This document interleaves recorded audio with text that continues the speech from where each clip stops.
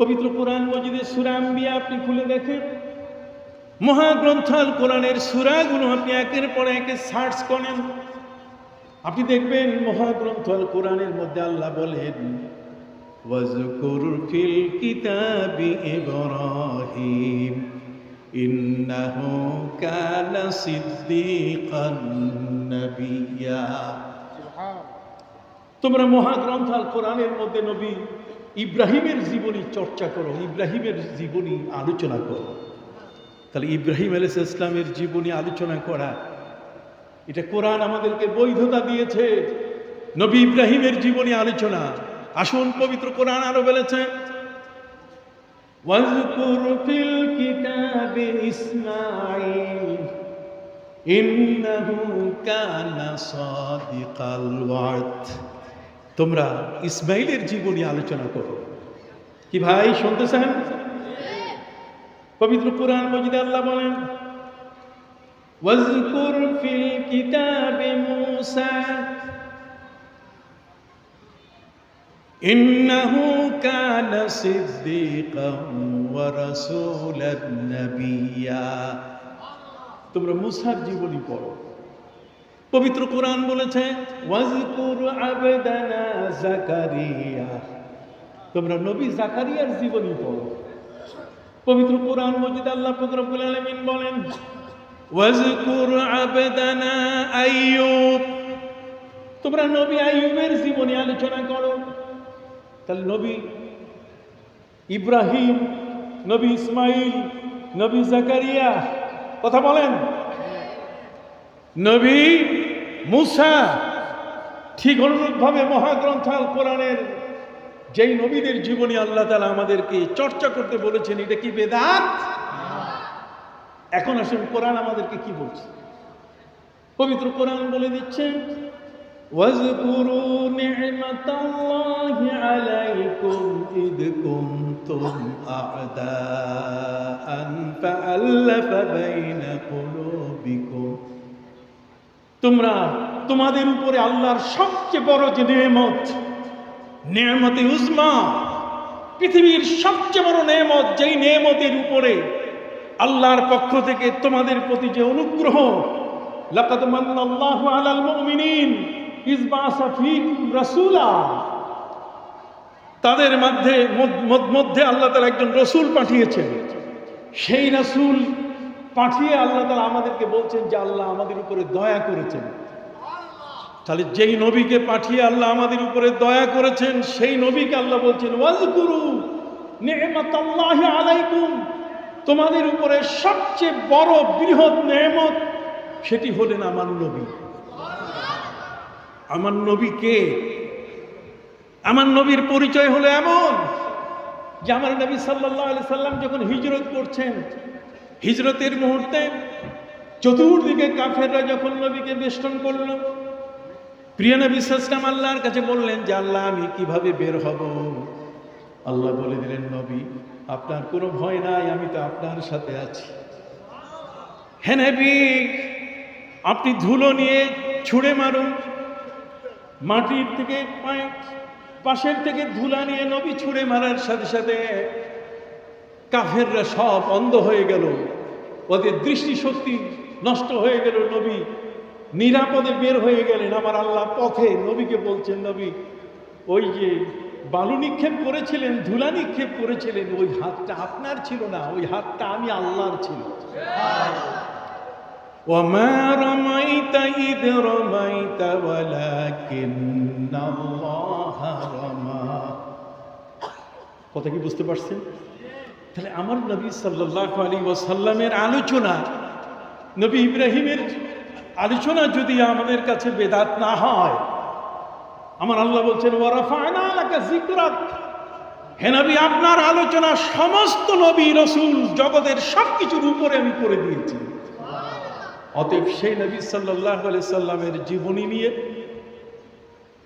আলোচনা করতে গেলে, আপনি স্কুলের একজন ছাত্র, আমি একজন ছাত্র, পরীক্ষার প্রশ্নের মধ্যে এসছে যে কবি নজরুলের জীবনী লেখুন। কথা বলেন তো, কবি নজরুলের জীবনী আপনি বলবেন কেন?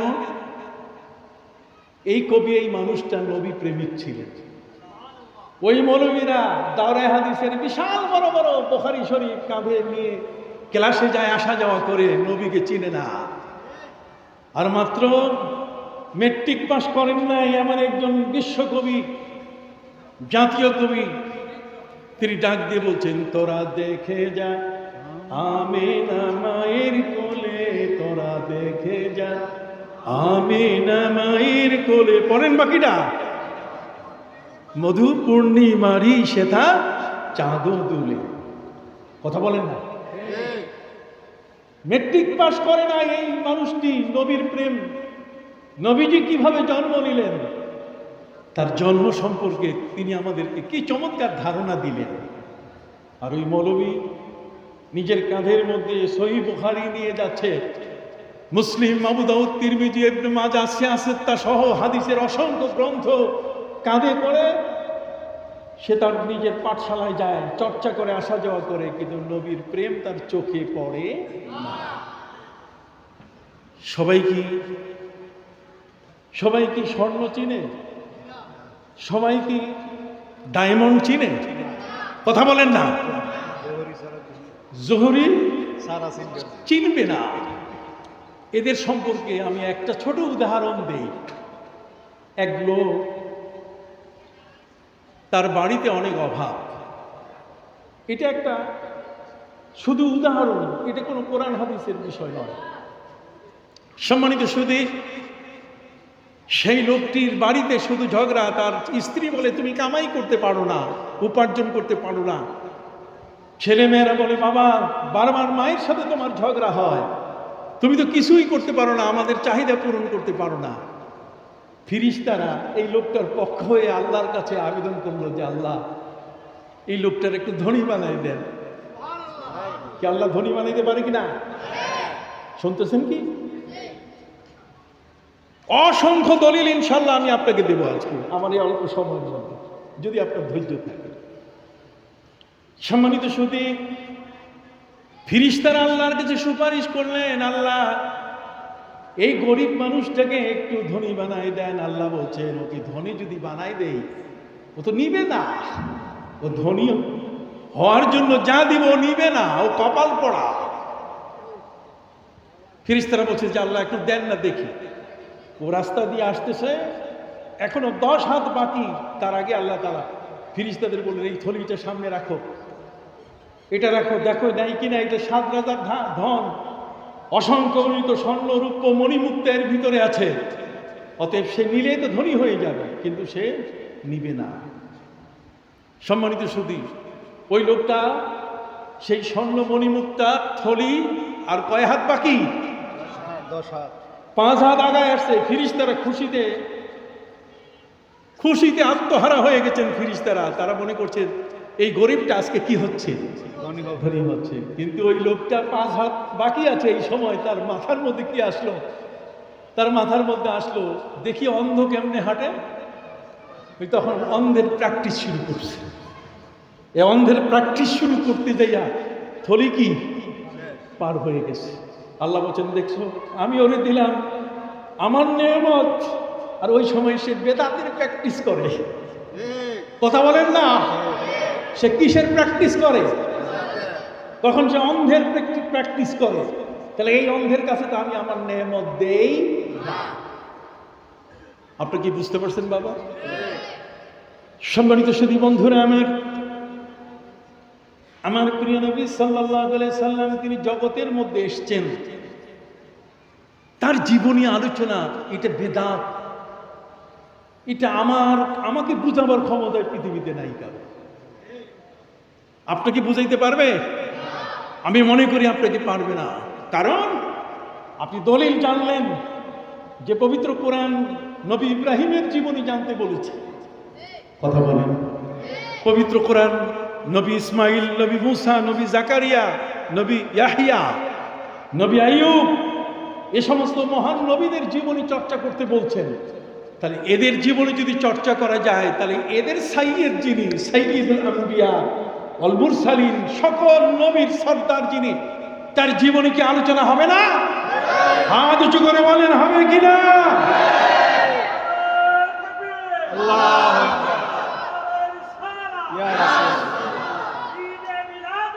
জিন্দাবাদ জিন্দাবাদ জিন্দাবাদ জিন্দাবাদ। সম্মানিত সুধী, আল্লাহ তাআলা বনি ইসরাইলকে বলছেন, ইয়া বনি ইসরাইল আযকুরু নি'মাতি আল্লাতী আন'আমতু আলাইকুম ওয়া আন্নী ফাদ্দালতুকুম আলাল আলামিন। বনি ইসরাইলের জাতিকে আল্লাহ তাআলা বলে দিয়েছেন যে তোমরা কি করো, আমার নেয়ামতের চর্চা করো। আর সেই নেয়ামতের চর্চা হলো যে আল্লাহ তাআলা তাদেরকে নীল দরিয়া হযরতে নবী মুসা আলাইহিস সালামের মাধ্যমে তারা সেখানে মাঝখানে রাস্তা হয়েছে, নদীর মাঝখানে মুসা আলাইহিস সালামের সঙ্গী হয়ে তারা নিরাপদে পার হয়ে গেছে, জীবন রক্ষা পাইছে কিনা। আল্লাহ বলছেন এটা চর্চা করো। এরা বলছে না না, বেদাত, চর্চা করা যাবে না। যদি চর্চা করে না যায় তাহলে আমার নবী সাল্লাল্লাহু আলাইহি ওয়াসাল্লাম যখন মদিনা মুনাওয়ারায় গেলেন, সেখানে দেখলেন ইহুদিরা এরা আশুরার রোজা পালন করছে। তিনি জিজ্ঞাসা করলেন, ইহুদিরা তোমরা আশুরার রোজা পালন করছো কেন? এটা এই জন্যই পালন করছি, এই দিনটা হলো মহাসম্মানিত একটা দিন। ইন্না হাযা ইয়াউমুন আযীম আনজাল্লাহু মূসা ওয়া কওমা ওয়া গাররাকা ফিরআউনা ওয়া কওমা। আজকের এই দিনটিতে মুসা আলাইহিস সালাম এবং তার অনুসারীদেরকে আল্লাহ তাআলা রক্ষা করেছেন, আর ফেরাউন এবং তার চেলা চামুন্ডাদেরকে আল্লাহ তাআলা নীল নদের পানিতে চুবাইছেন। যেহেতু মুসা আলাইহিস সালাম এবং তার সঙ্গীদেরকে আল্লাহ রক্ষা করেছেন, সেই দিনটাকে আমরা স্মরণ করে আজকে আমরা সেই দিনে রোজা পালন করছি। সম্মানিত সুধী, নবী করিম সাল্লাল্লাহু আলাইহি ওয়াসাল্লাম বলছেন, নাহানু আহাক্কু মিনকুম বিমূসা। মুসা আলাইহিস সালামের সাথে তোমাদের চেয়ে আমার সম্পর্ক অনেক বেশি। অতএব লা ইন বাকিতু ইলা কাদিমিন লা আসুম্মান্না তাসিআ। যদি আগামী বছর বেঁচে থাকি তাহলে আশুরায় আমি 2টা রোজা রাখবো, 9 এবং 10 অথবা 10, 11। কি বলেন, ঠিক কিনা? তাহলে মুসা নবী আলাইহিস সালামের যুগ আর আমার নবীর যুগের মধ্যে কত তফাৎ, কথা বলেন তো। তাহলে সেই দিনটা মুসা আলাইহিস সালাম তিনি যে নীল নদ পার হয়েছেন, নীল নদ নিরাপদে পার হওয়ার জন্য আল্লাহর যে বিশাল আয়োজন, যেখানে ফেরাউনকে আল্লাহ চুবুনি দিয়ে মারলেন, সেই দিনটাকে স্মরণ করে যদি রোজা পালন করে ইহুদিরা, আর আমার নবী বলছেন তোমাদের চেয়ে আমরা বেশি হকদার, তাহলে আমার নবী সাল্লাল্লাহু আলাইহি ওয়াসাল্লাম জগতের মধ্যে যেদিন তাশরীফ আনলেন, গোটা জগৎ আলোকিত হলো, অন্ধকার থেকে মুক্তি পেল, জুলুম থেকে মুক্তি পেল, অপরাধীদের হাত থেকে মুক্তি পেল, মেয়েদেরকে জীবন্ত কবর দেওয়া হলো তার থেকে মুক্তি পেল। যেই নবীর পবিত্র জন্ম মোবারক, তার পবিত্র বেলাদত শরীফা, তার শুভাগমনের কারণে এই পৃথিবীতে ওই মুহূর্তে অসংখ্য ঘটনা ঘটে গেল। তার মধ্যে বড় ঘটনা হলো এই যে আমার প্রিয় নবী সাল্লাল্লাহু আলাইহি ওয়াসাল্লাম যেই রাত্রে জন্ম নিলেন, সেই রাত্রে থেকে নিয়ে 1 বছর পর্যন্ত আল্লাহ তাআলা পৃথিবীতে আর কোনো পুত্র সন্তান জন্ম নিবে এই ব্যবস্থা রাখেন নাই। নবীকে এক্সেপশনাল একটা আলাদাভাবে তাকে মর্যাদা দান করলেন। সুবহানাল্লাহ বলেন। শুধু তাই নয়, আমার প্রিয় নবী সাল্লাল্লাহু আলাইহি ওয়াসাল্লাম যখন জগতে তাশরীফ আনলেন, তখন নওশারওয়া বাদশার বিশাল কুটুরির 14টা কুটুরি ভেঙে পড়ল। আপনারা জানেন, ওই যে গঙ্গা নদীর মধ্যে মূর্তি বিসর্জন দেয়, মূর্তি বিসর্জন দেয়া হতো যে সাতি নামক সাগরে। আল্লাহ পাক রব্বুল আলামিন আমার প্রিয় নবী সাল্লাল্লাহু আলাইহি ওয়াসাল্লামের পবিত্র শুভাগমনের সাথে সাথে ওই মুহূর্তে পুরা সমুদ্রের পানি তিনি শুকিয়ে দিলেন, আর 1 ফোঁটা পানিও নাই যেখানে তারা মূর্তি বিসর্জন দিতে পারে। প্রিয় নবী সাল্লাল্লাহু আলাইহি ওয়াসাল্লামের শুভাগমনের কারণে সাতি নামক বিশাল ইরাকের সেই সাগরের পানি যদি শুকিয়ে যায়, শিরক মুক্ত পৃথিবী এই জগতের মধ্যে আল্লাহ পাক রব্বুল আলামিন উপহার দিতে যাচ্ছেন। সম্মানিত সুধী বন্ধুরা আমার, সহিহ মুসলিম আপনি খুলে দেখেন, মুসলিম শরীফের মধ্যে এসছে, হযরতে আল্লামা নাঈম তিনি তার দালাইল কিতাবের মধ্যে উল্লেখ করেছেন, আমার নবীজি যখন জন্ম নিলেন, প্রিয় নবী সাল্লাল্লাহু আলাইহি ওয়াসাল্লামের জন্ম সম্বন্ধে তিনি বললেন, শয়তান এই পৃথিবীতে 4 বার চিৎকার দিয়ে দিয়ে কাঁদছে। কয়বার? সবাই একটু বলেন না, কয়বার? 4 বার চিৎকার দিয়ে দিয়ে কাঁদছে। একটা হচ্ছে জান্নাত হিনা লুইনা, যখন জান্নাত থেকে তাকে বের করে দেওয়া হয় তখন চিৎকার দিয়েছিল সে, দুঃখের চিৎকার, যে আদম আর হাওয়া থেকে গেল আর আমাকে বহিষ্কার করা হলো। আল্লাহ বলছেন ফাখরুজ ফাইন্নাকা রাজিম, বের হয়ে যাও, তুমি বিতাড়িত শয়তান। সম্মানিত শুধু ঠিক অনুরূপভাবে শয়তান চিৎকার দিয়েছিল হিনা উলিদা। আমার নবী সাল্লাল্লাহু আলাইহি সাল্লাম যখন জন্ম নিলেন, পবিত্র জন্মদিনে, জন্মের ওই মুহূর্তে শয়তান চিৎকার দিয়ে উঠেছিল। শয়তান বলেছে আমার এতদিনের সবকিছু সর্বনাশ, এখন আর সেই শয়তানি আমার চলবে না। আপনি কি বুঝতে পারছেন?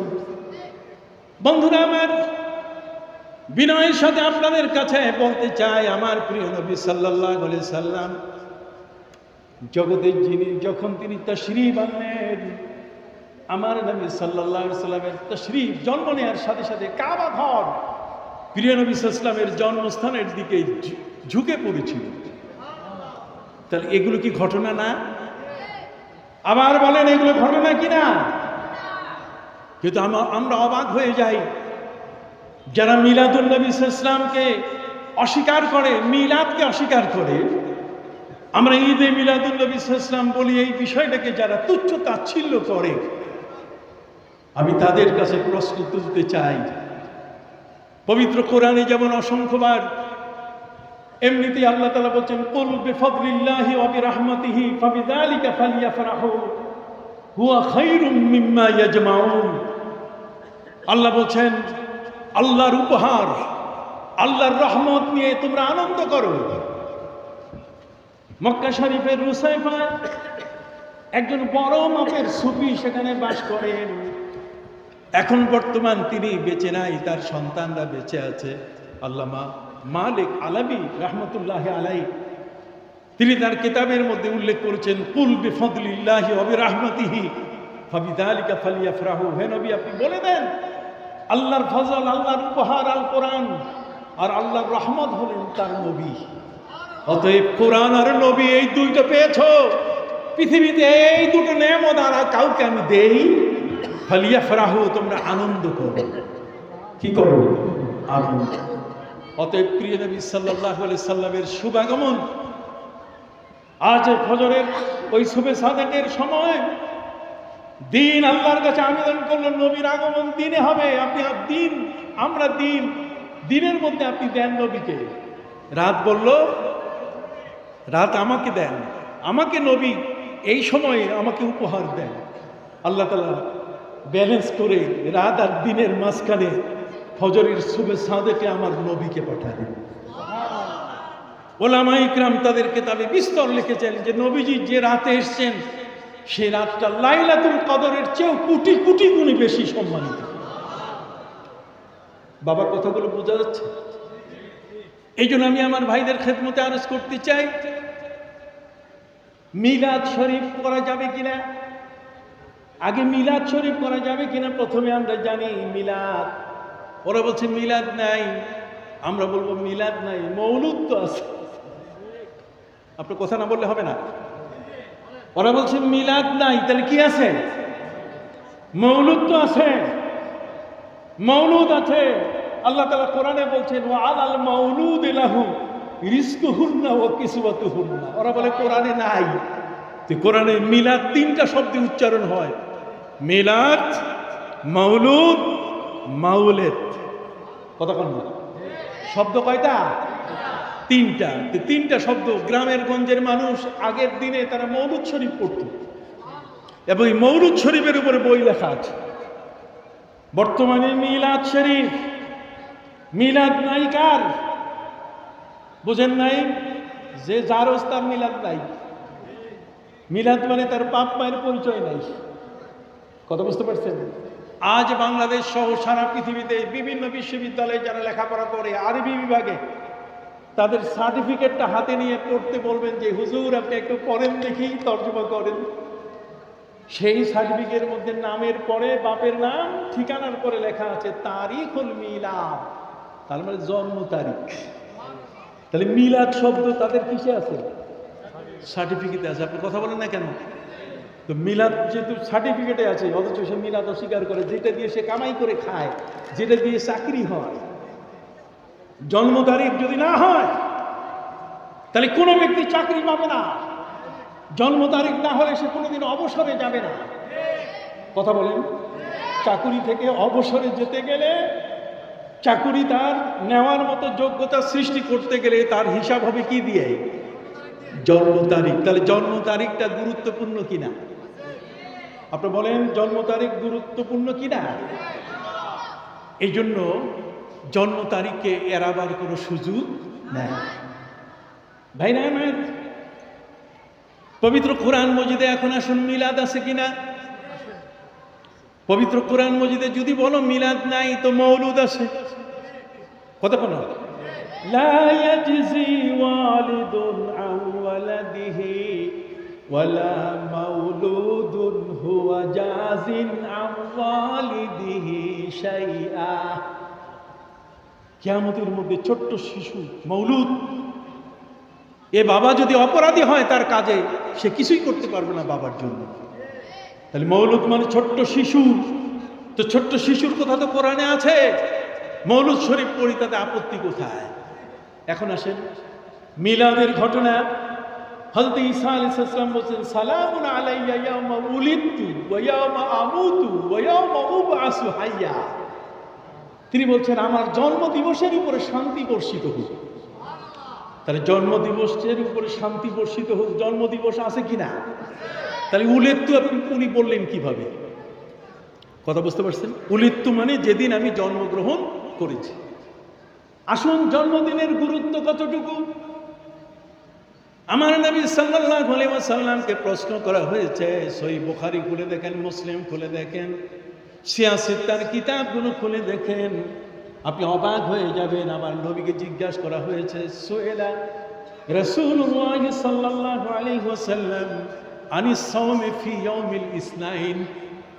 নবীজি সাল্লাল্লাহু আলাইহি সাল্লাম, আপনি সোমবারের দিনে রোজা রাখেন কেন? নবীজি সোমবারে রোজা পালন করছেন। স্বভাবত সাহাবায়ে কিরাম তার সঙ্গীরা নবীকে প্রশ্ন করতেই পারেন, ঠিক কিনা? জোরে বলেন। নবীজিকে প্রশ্ন করছেন তারা। সুইলা, নবীকে প্রশ্ন করা হলো, ইয়া রাসূলুল্লাহ, হে আল্লাহর রাসূল, আপনি কেন আনিস সাওমি ফি ইয়াউমিল ইসনাইন, আপনি সোমবারের দিনে রোজা রাখেন কেন?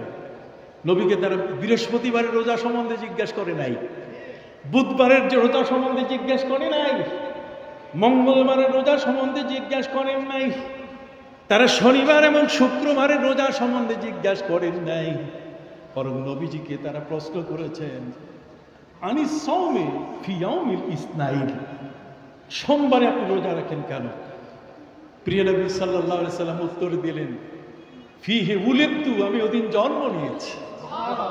তাহলে যেদিন নবী জন্ম নিয়েছেন এই কথাটা কি বিশ্বাস হয় না? মৌলবী মোল্লাগিরি করো, মৌলবীগিরি করো, মিলাদ মানো না। তোমার সার্টিফিকেটে মিলাদ, তোমার জন্ম তারিখ না হলে চাকরি হবে না, তোমার জন্ম তারিখ হিসাব আসবে, এটার উপরে ভিত্তি করে তোমার 60 বছর হলে তোমার চাকরি শেষ হবে, রিটায়ার্ডে যাবে, অবসরে যাবে। জন্ম তারিখ না হলে তো তোমাকে সরকার 100 বছর পালবে। তাহলে বাকি যুবকরা করবে কি? আপনি বলেন না, বাকি যুবকরা করবে কি? তাদের কি চাকরি পেতে হবে না? তাহলে জন্ম তারিখের গুরুত্ব আছে কিনা? হাত উঁচু করে বলেন আছে কিনা?